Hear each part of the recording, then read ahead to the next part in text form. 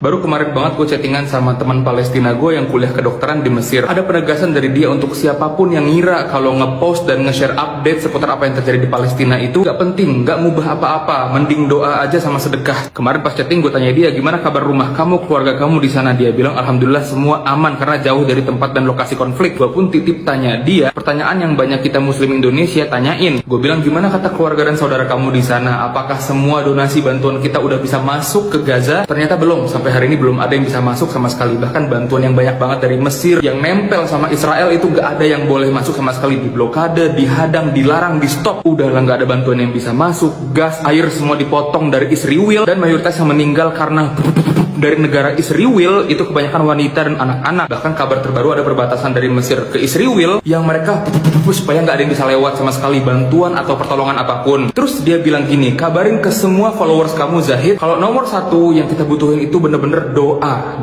Karena makanan pun nggak ada yang bisa masuk. Jadi kita tetap sedekah, tapi doa itu nomor satu karena belum ada yang bisa masuk sama sekali sekarang. Lalu nomor dua yang kami mohon semua muslim seluruh dunia itu bergerak bersama-sama itu apa? Mohon bantu sampaikan, sebarkan fakta yang terjadi di lapangan itu kayak gimana, video-videonya, TikTok Reel semuanya sebarin seluas-luasnya. Kata dia, kalau ada di antara kita yang ngira nge-share dan nge-post tentang fakta yang terjadi di sana gak ngubah apa-apa, dari kemarin, hari ini dan terus sampai besok-besoknya, negara Israel yang di backing sama Amerika dan negara-negara backingan Israel yang lainnya, mereka gencar banget ngendorse influencer, atlet, artis, penyanyi, seleb supaya mereka bersamaan nyebarin fakta yang terbalik. Dan ternyata bener, para seleb yang di endorse itu di 2 hari pertama konflik mereka gencar banget nge-share postingan yang palsu, yang misleading tentang apa yang terjadi. Baru kemarin lewat di FYP TikTok gua, TikToker muslim dari Amerika yang followersnya banyak banget, dia ngasih tahu bahkan dia yang udah jelas influencer muslim itu masuk ke akun dia tawaran endorsement brief untuk ngedukung kaum Israel untuk nyebarin fakta-fakta yang palsu dan gimana pelanggaran HAM yang dibuat oleh Palestina, harus nyebarin kejahatan apa yang dibuat sama Palestina, dan tawaran endorse itu sebesar $1.000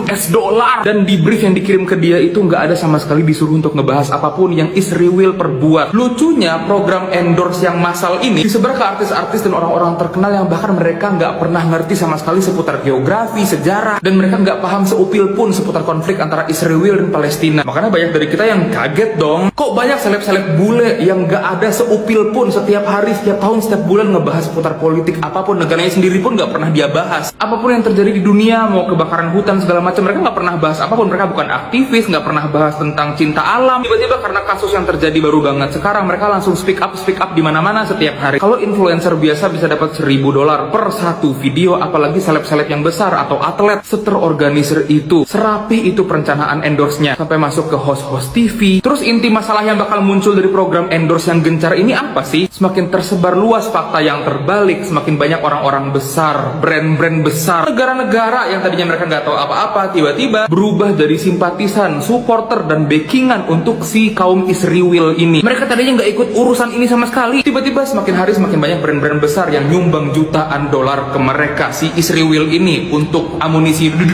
dan lain-lainnya. Jadi teman-teman, tiap jam, tiap hari yang terus berlewat berganti, yang kita di hari-hari dan jam-jam itu nolak untuk share satu postingan aja sebulan di tiap jam dan tiap hari itu pula, satu persatu orang-orang besar, brand-brand besar bergerak untuk membantu para kaum Israel. Lu sama gua boleh diem, tapi propaganda mereka akan terus bergerak dengan mulus tiap hari. Dan terakhir, teman Palestina gue di Mesir ini ngasih tahu untuk follow akun-akun orang Palestina asli, orang yang berada di sana, jurnalis yang jujur, yang tiap harinya mereka update terus fakta di lapangan apa yang terjadi. Dan satu akun yang direkomendasiin gue dan kita semua untuk follow, akun ini namanya Ahmad Hijazi. Follow Instagramnya, share lah postingan apapun yang dia share setiap hari. Oh iya, sebagai penutup, di masjid yang gue biasa sholat di sini di Mesir dan masjid-masjid sekitarnya, banyak dari masjid-masjid ini yang udah mulai ngajak jamaahnya untuk gak pernah stop kunut nazilah di setiap sholat 5 waktu. Bahkan pas kita sholat sendiri di rumah, kunut nazilah itu beda sama kunut subuh atau kunut witir ya, dia dibaca di setiap akhir sholat untuk ngedoain kaum muslimin lainnya yang sedang dizolimi dan lain-lain. Jadi tolong buat teman-teman, mulailah baca-baca, mulailah tanya sama ustadz-ustadz terdekat, atau search di YouTube kajian-kajian dan tutorial yang ngasih tahu gimana caranya kita baca kunut nazilah, apa aja yang dibaca, caranya gimana. Tolong share sebanyak-banyaknya pesan yang gue sampaikan ini dari teman Palestina gue ke sebanyak-banyaknya anggota keluarga dan teman-teman kalian, supaya semua bisa paham kalau postingan itu dibutuhin banget sekarang. Setiap orang, apapun agamanya, apapun backgroundnya, negaranya, harus paham fakta yang terjadi itu kayak gimana. Wassalamualaikum warahmatullahi wabarakatuh.